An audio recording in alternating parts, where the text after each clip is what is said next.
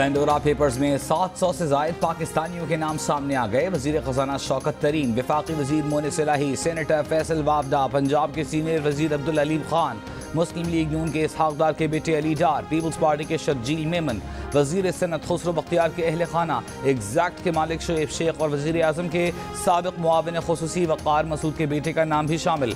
Pandora papers की फहरिस्त में कुछ रिटायर्ड फौजी अफसरान, कुछ बैंकारों, कुछ कारोबारी शख्सियात और कुछ मीडिया मालिकान के नाम भी शामिल हैं।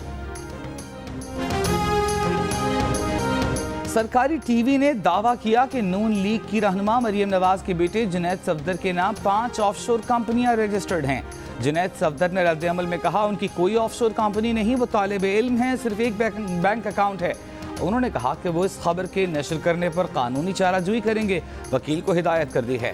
मरियम नवाज ने कहा कि जुनैद सफदर के खिलाफ झूठी खबर चलाने वाले चैनल ने फौरी मुआफ़ी न मांगी तो वो अदालत जाएंगी, हर जाने का मुकदमा करेंगी। अगर ये खबर यूके डेस्क ने नशर की तो वो बरतानिया में मुकदमा करेंगी।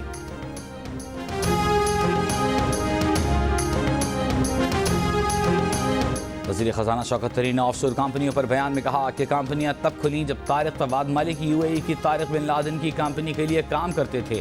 उन्होंने सिल्क बैंक में सरमायाकारी के लिए बाकायदा इजाज़त ली थी। हमने स्टेट बैंक से कहा कि तारिक बिन लादेन की कंपनी पैसे डालना चाहती है।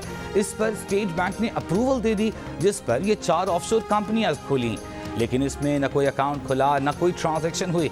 तारिक फवाद मलिक का कहना है कि 2014 में वो मशरिक़ वस्ता की जिस कंपनी से मुंसलिक थे वो शौकत तरीन के बैंक में सरमायाकारी करना चाहती थी।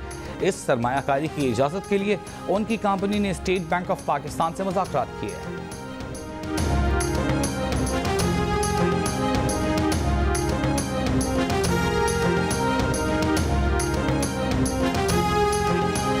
तर्जमान चौधरी बरादरान का कहना है कि चौधरी परवेज़ इलाही और मोनिस इलाही के तमाम असासे कानूनी तौर पर डिक्लेयर्ड हैं।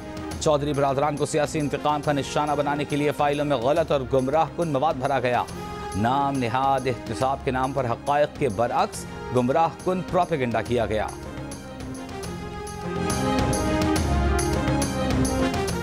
पंजाब के सीनियर वज़ीर अब्दुल अलीम खान ने कहा है कि हर दफ़ा एक कंपनी को ऑफशोर लीक्स करार दे दिया जाता है।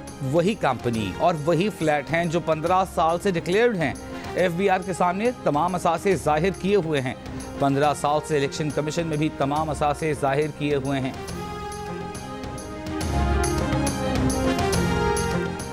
मुस्लिम लीग नून के रहनुमा इसहाक डार के बेटे अली डार का रद्द-ए-अमल देते हुए कहना है कि कंपनीज बिल्कुल कानूनी थीं और कानूनी मकासद के लिए ही बनी थीं।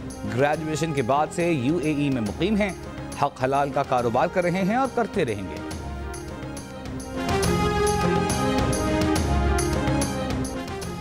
वफाकी वज़ीर इत्तलात फवाद चौधरी ने कहा है कि शर्जील मेमन और इसहाक डार के बेटे अली डार की अपनी कोई हैसियत नहीं है। नवाज शरीफ और जरदारी के पैसों के पहरेदार हैं। पेंडोरा लीग से नवाज जरदारी करप्शन के मजीद परतें सामने आईं। कौम ने पहले पैनमा और पेंडोरा में इनके चेहरों से नकाब उतरता देख लिया।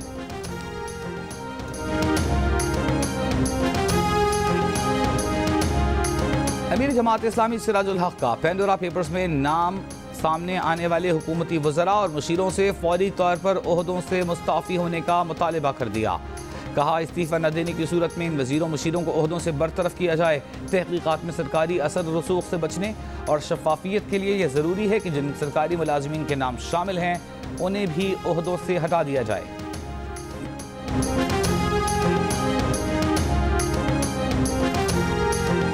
पेंडोरा पेपर्स में मुताअद्दिद साबिक़ फ़ौजी अफसरान की ऑफशोर कंपनियां भी सामने आ गईं। Major general retired Nusrat Naeem के नाम भी एक ऑफशोर कंपनी निकल आई। Major general retired Nusrat Naeem ने 2009 में रिटायरमेंट के बाद ऑफशोर कंपनी रजिस्टर कराई। Lieutenant general retired Afzal Muzaffar के बेटे के नाम भी एक ऑफशोर कंपनी निकली। Lieutenant general retired Ali Quli Khan की बहन ने ऑफशोर कंपनी के जरिए बरतानिया में जायदादें खरीदी। साबिक़ air chief marshal Abbas Khattak के 2 बेटों के नाम भी ऑफशोर कंपनीज निकल आईं।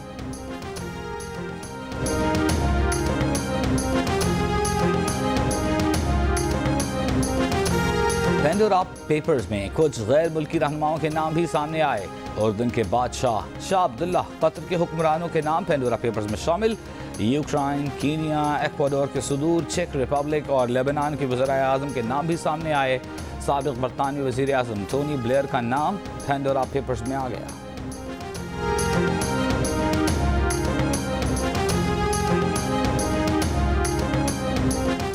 نامور شخصیات کے مالی امور پر مشتمل دنیا کی سب سے بڑی تحقیقاتی پینڈورا پیپرز کی 1 کروڑ 19 لاکھ فائلوں پر مشتمل ہے۔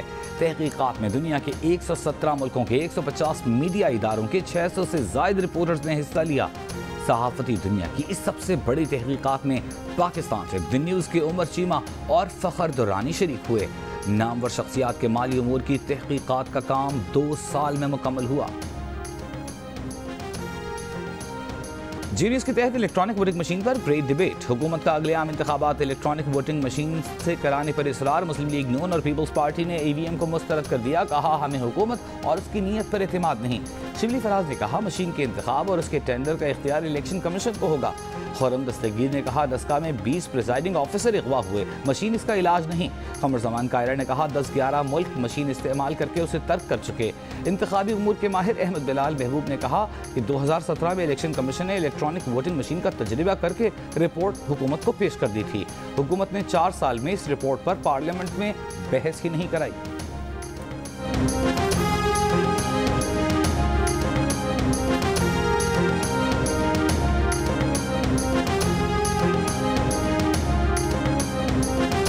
جان کمال کی وزارت اعلیٰ بھنور سے نہ نکل سکی۔ وزیر اعلیٰ بلوچستان کی بی اے پی ارکان کو منانے کی کوششیں تاحال ناکام، اپوزیشن کا دباؤ بھی برقرار۔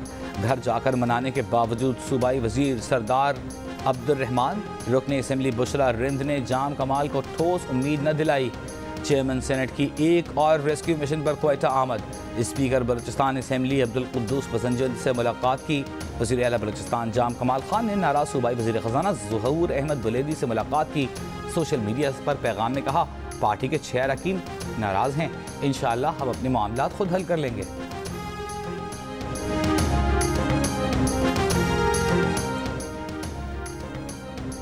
دنیائے مزاح کا ایک عہد تمام، لیجنڈ اداکار عمر شریف جرمنی میں انتقال کر گئے۔ نیورمبرگ میں جرمنی میں عمر شریف کی نماز جنازہ پیر کی روز ادا کی جائے گی۔ میت کو ممکنہ طور پر منگل کی روز پاکستان لایا جائے گا۔ عمر شریف کی بیوہ زری غزل میت کے ہمراہ کراچی پہنچیں گی۔ امریکہ میں عمر شریف کے معالج ڈاکٹر طارق شہاب کے مطابق جرمنی کے اسپتال میں ڈائلیسس کے 4 گھنٹے بعد عمر شریف کی طبیعت اچانک بگڑی اور دل کا دورہ پڑا۔ سمندری طوفان شاہین عمان سے ٹکرا گیا۔ عمان سے ٹکرانے کے بعد طوفان شدت کم ہونے پر ٹراپیکل سٹارم بن گیا۔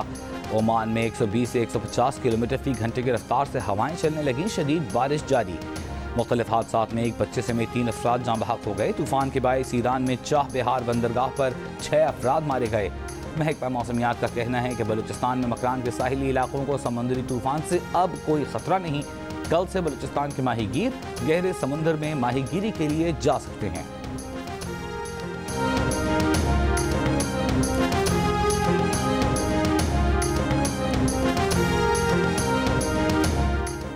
کراچی کے علاقے پی آئی بی کالونی میں پولیس کانسٹیبل امجد نے فائرنگ کر کے کانسٹیبل وحید اور اس کے دوست کو قتل کر دیا۔ فائرنگ کے بعد ملزم فرار، گرفتاری کے لیے چھاپے مارے جا رہے ہیں۔